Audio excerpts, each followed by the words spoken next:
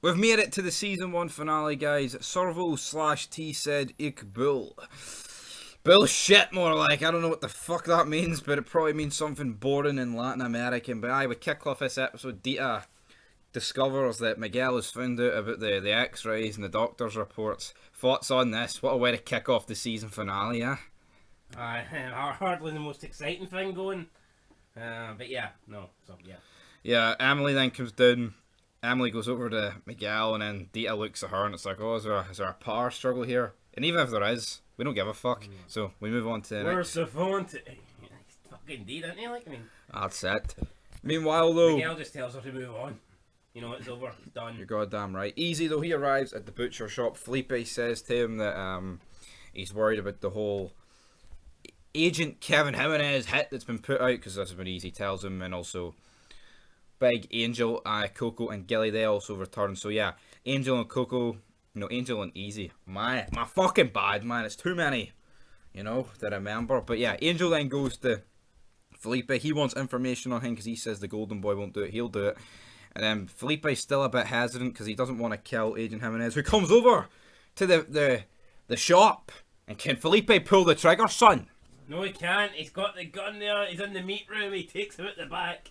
You feel like kind of like foreshadows that he's going to kill him because he takes him at the back and you see all these like fucking hatchets and meat cleavers hanging up, and you feel like, oh shit, this is the end for Agent Jimenez. But Felipe's got the gun and Jimenez is talking about his family and he's going to go and spend time with them and he can't wait to spend time with his family.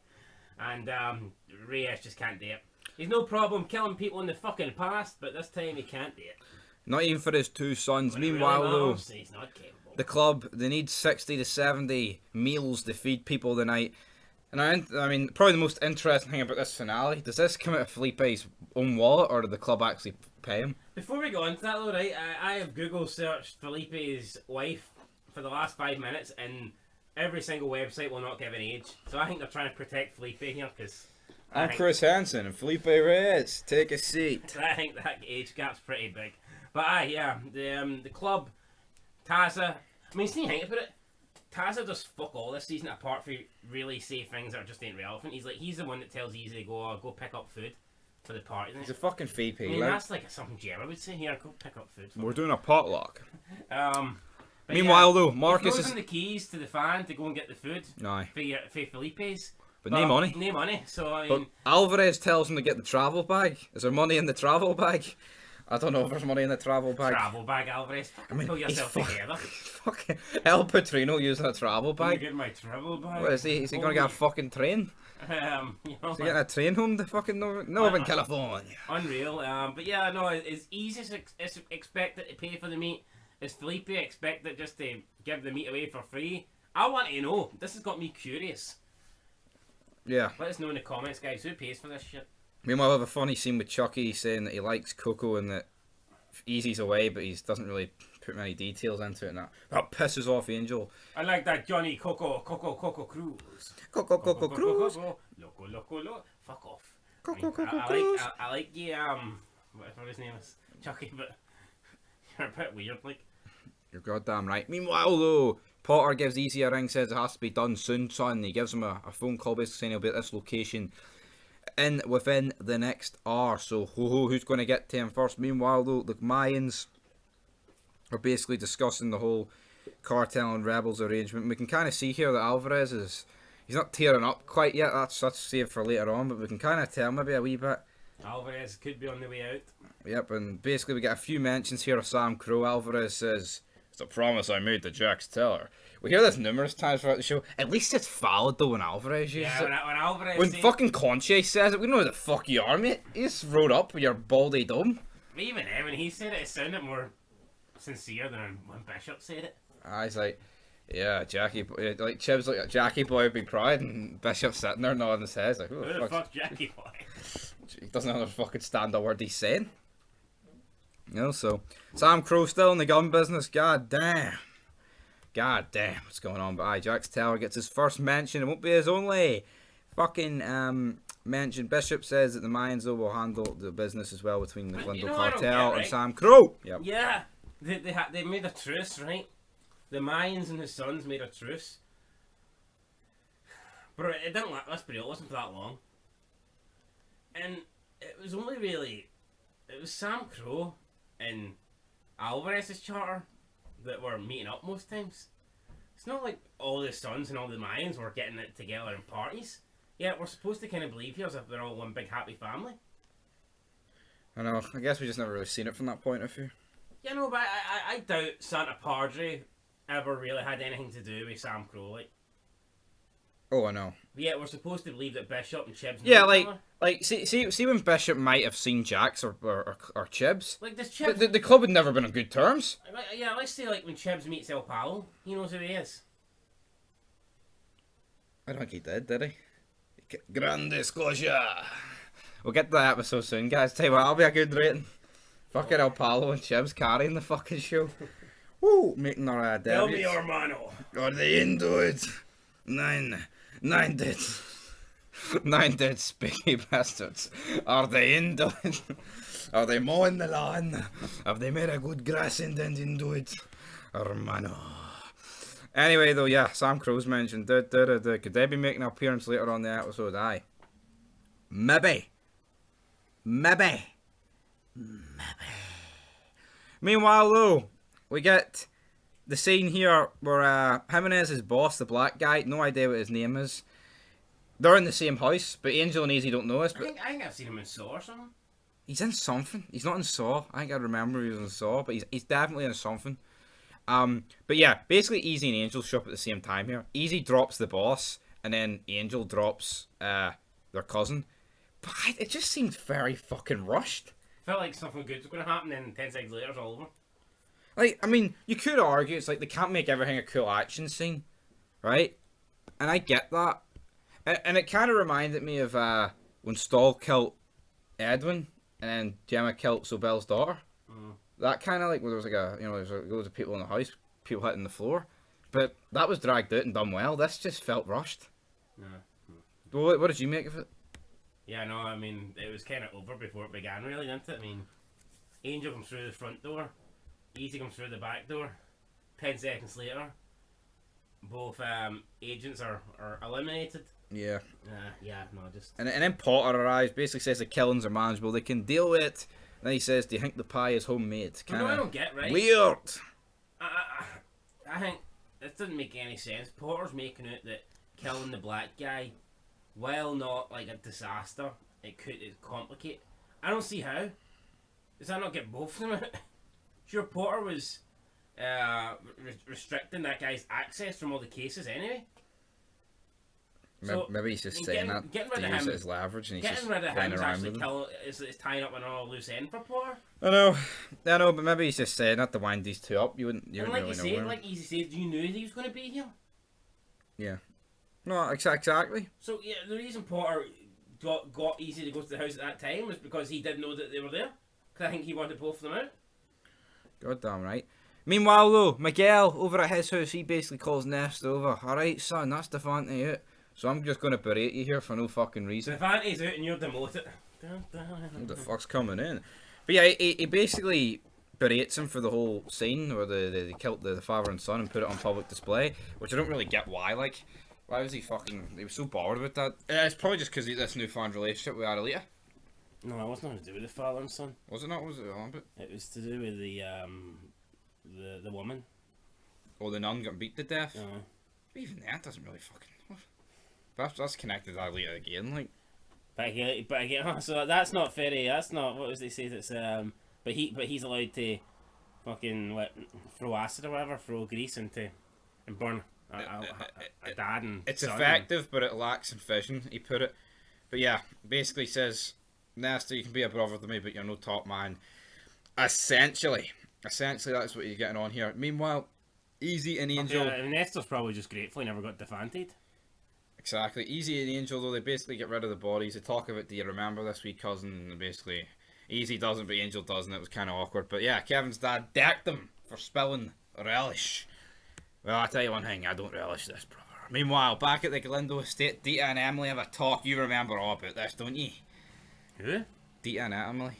Oh, fuck no. Basically, they talk about, It's like a mini. The dead son. No one cares. It's like a mini power struggle these two are trying to have. And it's awful. It's... Who's going to be the dominant woman of the Galindo fucking household or whatever? And nobody gives a shit. Meanwhile, though, the rebels have settled into their wee farmhouse. If anyone cares. Meanwhile, though, Easy and Angel, they get rid of the body. Yeah. Does anyone give a rat's ass at this point? Probably not. Easy meets up with Potter, gives him the photos about the bodies being buried, and then basically Potter tells Easy, "But you still owe me one. You owe me a favour, big man." But then we get the big meeting at the clubhouse. Angel has been made the new club secretary. And is this not like Reyes said like 2 episodes ago? Oh, it's me and you good now, brother. What about this? He raps on you and he gets your patch. And that's another thing. When is Angel showed secretary skills? I think he'd be one of the worst in the club of fucking doing all the book shit. Who's better though? Assuming you can't give it to any of the top. No, but my point is, Reyes was already in that position, so I can accept him. You know what I mean? But from an Angel point of view, why would he get it? A guy that literally can't fucking tie his shoelaces. I get that, but could we not look at who else is available, and then you're like, well... No, that's pretty much it. Angel, though, he wants Easy to go, tells Felipe that. Felipe's like, Angel!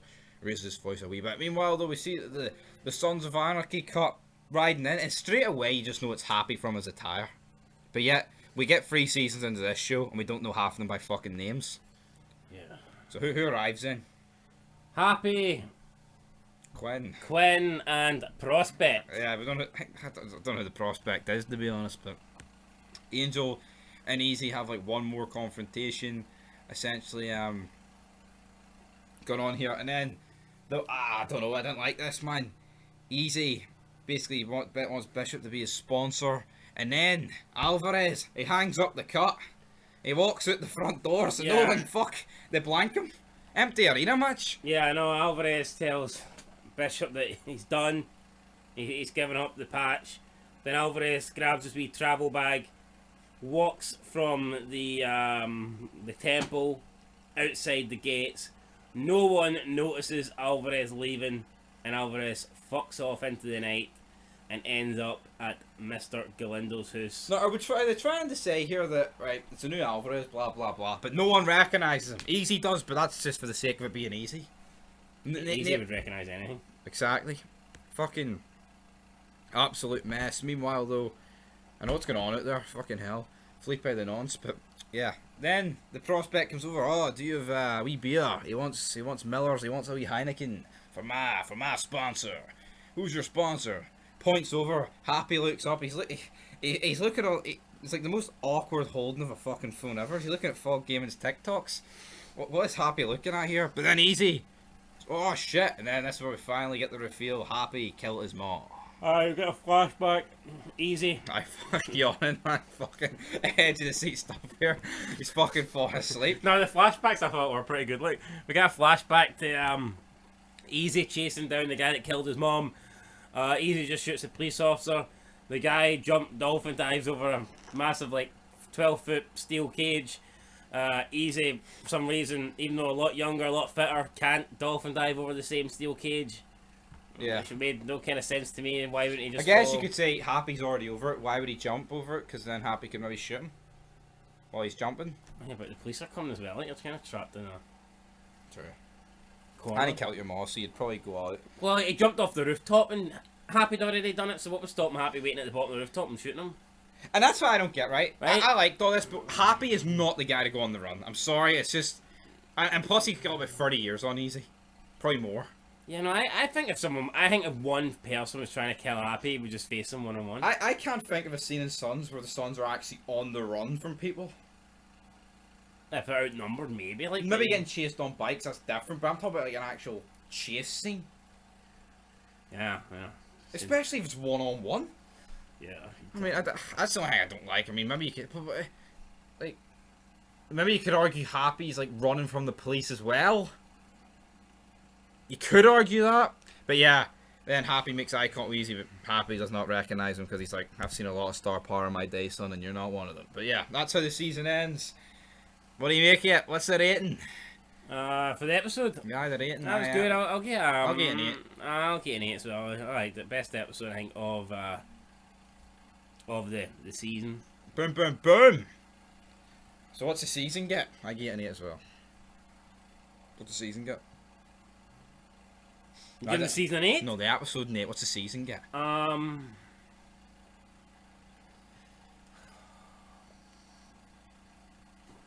I'll give it a 7, and it's a generous 7. You know, it's I'll give it a 6. So it's a 6.5. 6.5, brother. Yeah, no, I mean it's good. Well, let's just discuss it. Why, right? Emily is absolute pish. Felipe sucks. The club, right? It's Mayans MC, not Galindo FC. You know, and I feel like the club couldn't feel any weaker. They're literally under Galindo's thumb, who's literally under Adelita's thumb. That works for me. And that's pretty much it, guys. A 6.5 out of 10. This guy believes season 1 was the best. I'd probably rank it as the worst. Nah, actually, looking back, I think this could be the worst. Like, Easily the worst. But yeah, guys, we'll be back with season 2 soon enough. And then, I'll tell you what, guys, we're almost at season 4. Looking forward to it, fat man. oh, Until next time. Peace. We'll bring it to your list as well, ranking the members. Boom, boom, boom. boom, boom, peace.